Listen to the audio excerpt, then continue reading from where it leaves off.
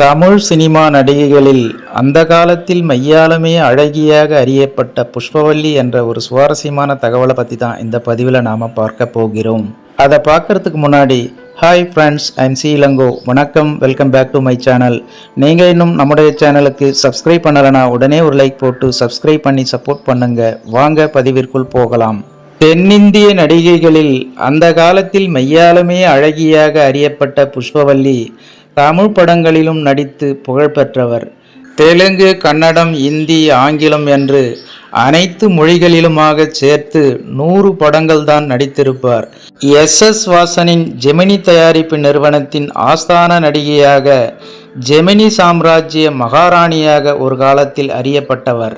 தமிழிலும் அவர் நடித்த பெரும்பாலான படங்கள் ஜெமினியின் தயாரிப்புகளே. ஜெமினி நிறுவனத்தில் ஒப்பந்தம் செய்யப்பட்ட நடிகையாக அக்காலத்திலேயே பிற கலைஞர்களை விட மிக அதிக ஊதியமாக மாதம் 2000 ரூபாய் பெறுபவராக இருந்திருக்கிறார். தன் சொந்த வாழ்க்கையில் எத்தனை இடிகளும் சூறாவளிகளும் நிகழ்ந்த போதும் அதனை விரும்பி ஏற்று அத்தனையும் தாங்கி வாழ்க்கை சக்கரத்தை சுழலவிட்டவர். திரைத்துறையில் வெற்றி கொடியை சில காலம் உயர பறக்க விட்டவர். தனக்கென்று பெயரையும் புகழையும் சம்பாதித்து கொண்டவர் நடிகை புஷ்பவல்லி. 1930ஆம் ஆண்டுகளின் பின்பாதியில் குழந்தை நட்சத்திரமாக நடிக்க வந்தவர்களில் பலரும் கதாநாயகியாகவும் ஜொலித்தார்கள். எஸ் வரலட்சுமி, குமாரி ருக்மணி போன்றவர்களுடன் புஷ்பவல்லியும் முதன்மையான இடத்தை தக்கவைத்து கொண்ட நாயகியர்களில் ஒருவர். ஆந்திரத்து தாடே பள்ளிக்குடேம் கிராமம் இவரது பூர்வீகம். புஷ்பவல்லிக்கு சிறுவயது முதலே சினிமா மீது தீராத காதல். சினிமா படப்பிடிப்பை வேடிக்கை பார்ப்பதற்காக பக்கத்து ஊரான ராஜமகேந்திரபுரத்திற்கு சென்றவருக்கு சினிமாவில் நடிக்கும் வாய்ப்பு தேடி வந்தால் எப்படி இருக்கும்? துருவென அலைப்பாயும் அகன்ற கண்களில் ஆர்வம் மின்ன நின்ற அந்த சிறுமியை பார்த்த இயக்குனர் சி புல்லையாவுக்கு முதல் பார்வையிலேயே பிடித்து போய்விட்டது. 1936ஆம் ஆண்டு தன்னுடைய சம்பூர்ண ராமாயணம் என்ற தெலுங்கு திரைப்படத்தில் பால்ய வயது சீதையாக அறிமுகப்படுத்தினார். புஷ்பவல்லி கதாநாயகியாக நடித்த வர விக்ரயம் என்ற தெலுங்கு படம் சூப்பர் டூப்பர் ஹிட் அடித்தது. புஷ்பவல்லி கதாநாயகியாகவும் தங்கை கமலாவாகவும் நடிக்க பி பானுமதி அக்கால் காளிந்தியாக நடித்தார்.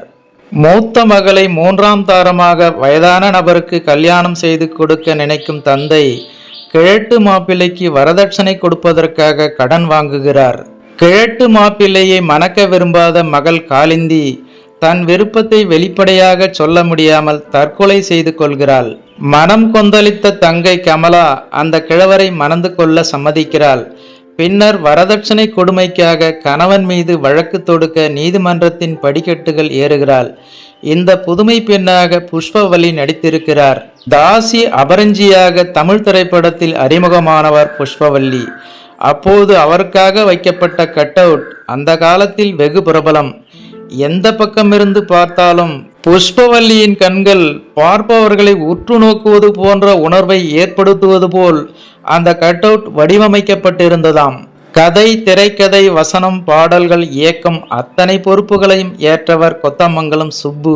தாசி அபரஞ்சியை கனவில் கண்ட குருக்களாக நடித்தவரும் இவரே. அத்துடன் தெலுங்கு பேசும் கதாநாயகி புஷ்பவல்லிக்கு தமிழ் சொல்லிக் கொடுத்து அவரை அழகாக தமிழ் பேச வைத்த தமிழ் வாத்தியாரும் கொத்தமங்கலம் சுப்புதான். 1947ஆம் ஆண்டு வெளியான மிஸ் மாலினி பிரபல ஆங்கில எழுத்தாளர் ஆர்.கே. நாராயண் எழுதி மிஸ்டர் சம்பத் என்ற கதையை தழுவி எடுக்கப்பட்ட தென்னிந்தியாவின் முதல் சமூக நையாண்டி திரைப்படம். இதில் உதவி இயக்குனர் வேடமேற்ற ஆர்.ஜி. என்ற ராமசாமி கணேசன். இவரே பின்னாளில் பிரபல காதல் மன்னன் புஷ்பவல்லியின் துணைவர் ஜெமினி கணேசன். இதனிடையே சம்சாரம் என்ற திரைப்படம் தெலுங்கில் தயாரிக்கப்பட்ட மிகப்பெரிய வெற்றி படம். ஆனால் சரியான அழுமூஞ்சி படம். பெண்களின் கண்ணீரை பிழிந்து மூக்கை சிந்த வைத்த படம். அதாவது வறுமையின் கோரப்பிடியில் சிக்கிய குடும்பம் பசி பட்டினி என்று ஆரற்றல் தாங்காமல் குடும்பத் தலைவன் எம்.கே. ராதா பொண்டாட்டி பிள்ளைகளை தவிக்க விட்டு ஓடி போகிறான். பிள்ளைகள் பிச்சை எடுத்து பிழைக்க சம்சாரமோ உலகின் ஒட்டுமொத்த துயரங்களையும் ஒரு சேர அனுபவிக்கிறாள். தெலுங்கில் இந்த திரைப்படத்தின் வெற்றியை பார்த்து மிரண்டு போன வாசன் அம்மா பசிக்குதே தாயே பசிக்குதே என்று தமிழிலும் பாட்டு பாடி பிள்ளைகளை தெருவில் பிச்சை எடுக்க வைத்தார். சம்சாரம் சம்சாரம் சகல தர்ம சாரம் என்று சம்சாரத்தின் பெருமைகளை பட்டியலிட்டது மற்றொரு பாடல். சம்சாரமான கதாநாயகி புஷ்பவல்லியே கையெழுத்திட்டு தமிழ்நாட்டு தாய்மார்களுக்கெல்லாம் கடிதம் எழுதியது போல் தபால் கார்டுகள் ஒவ்வொரு வீட்டுக்கும் அனுப்பி வைக்கப்பட்டன. முகவரி உபயம் தேர்தல் ஆணையத்திடம் பெற்ற வாக்காளர் பட்டியல். அந்த அழைப்பை ஏற்று பெண்களும் கூட்டம் கூட்டமாக வந்து காசு கொடுத்து தியேட்டரில் ஒப்பாரி வைக்காத குறையாக அழுதுவிட்டு போனார்கள். பெண்களின் கண்ணீரால் சம்பாதித்த அவ்வளவு பணமும் வாசனின் அடுத்த இந்தி சம்சாரமாக மாறி வடநாட்டு பெண்களையும் சேர்த்து கண்ணீரில் குளிப்பாட்டியது. இதே கதை மீண்டும் 1970ஆம் ஆண்டுகளில் துணையிருப்பால் மீனாட்சி என சிவகுமார் சுஜாதா நடிக்க வெளியானது. ஆனால் அப்போதைய பெண்கள் தியேட்டரில் வந்து அழ தயாராக இல்லாததால் அந்த படம் படுதோல்வியை கண்டது. 1967ஆம் ஆண்டு தாயின் மேல் ஆணை என்ற திரைப்படத்திற்கு பின்னர் புஷ்பவல்லி திரைப்படங்களில் நடிப்பதை ஏறக்குறைய நிறுத்தி கொண்டு விட்டார். இந்த நடிகை புஷ்பவல்லியும் எல்லா நடிகைகளையும் போலவே மலேயா மாமியார் என்று சொந்தமாக ஒரு படம் எடுத்து கையை சுட்டு கொண்டார். கடன் கழுத்துக்கு மேல் போனது. அதை அடைப்பதற்காகவே மகள் பானுரேகாவை திரைப்படத்தில் அறிமுகப்படுத்த நினைத்தார். 1966ஆம் ஆண்டிலேயே பேபி ரேகாவாக ரங்குல ராட்னம் என்ற தெலுங்கு திரைப்படத்தில் அறிமுகமாகி தாயும் மகளும் இணைந்தே அந்த திரைப்படத்தில் நடித்தார்கள். 1970ஆம் ஆண்டில் வியட்நாம் வீடு என்ற திரைப்படத்தில் சிவாஜியின் மகளாக ரேகா நடிக்கப் போவதாக செய்திகள் வெளியான நிலையில் அந்த வாய்ப்பும் தட்டி போனது. தமிழ் திரைப்பட உலகம் புஷ்பவல்லியின் மகள் ரேகாவை நடிகையாக ஏற்க கொடுத்து வைக்கவில்லை. தமிழ் திரையுலக ஜாம்பவான்கள் எவரும் தன் மகள் ரேகாவுக்கு வாய்ப்பளிக்கவில்லை என்பதில் புஷ்பவல்லிக்கும் தீராத வருத்தம் இருந்தது.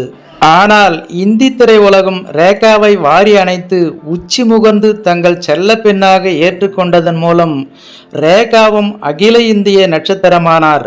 ஆக 1930ஆம் ஆண்டுகளில் குட்டி நட்சத்திரமாக தொடங்கிய நடிகை புஷ்பவல்லியின் திரைப்பயணம் 1950ஆம் ஆண்டுகளிலேயே நாயகியாக நடிப்பது முற்று பெற்றது. அதற்கு பின் ஒரு சில படங்களில் நடுத்தர வயது பாத்திரம், பின் முற்றிலும் மறந்து போன நடிகையாகி விட்டார். செய்திகளிலும் கூட ஜெமினி கணேசனின் இரண்டாவது மனைவி என்றோ, தாய் புஷ்பவல்லியையும் தாண்டி புகழ்பெற்ற இந்தியா முழுமையும் அறியப்பெற்ற நடிகை ரேகாவின் தாய் என்றோதான் குறிப்பிடப்படுகிறார் பழம்பெரும் நடிகை புஷ்பவல்லி என்பது குறிப்பிடத்தக்கது. ஓகே ஃப்ரெண்ட்ஸ், பழம்பெரும் தென்னிந்திய நடிகை புஷ்பவல்லியின் இந்த ஒரு சுவாரஸ்யமான தகவலை பற்றி நீங்கள் என்ன நினைக்கிறீர்கள் என்ற உங்களோட கருத்துக்களை மறக்காம கமெண்ட்ல பதிவிடுங்க. மேலும் இது போன்ற வேறொரு சுவாரஸ்யமான தகவலுடன் சந்திக்கலாம். அதுவரை உங்களிடமிருந்து விடைபெறுவது I M C Elango. Thanks for வாட்சிங். See you later. Bye bye.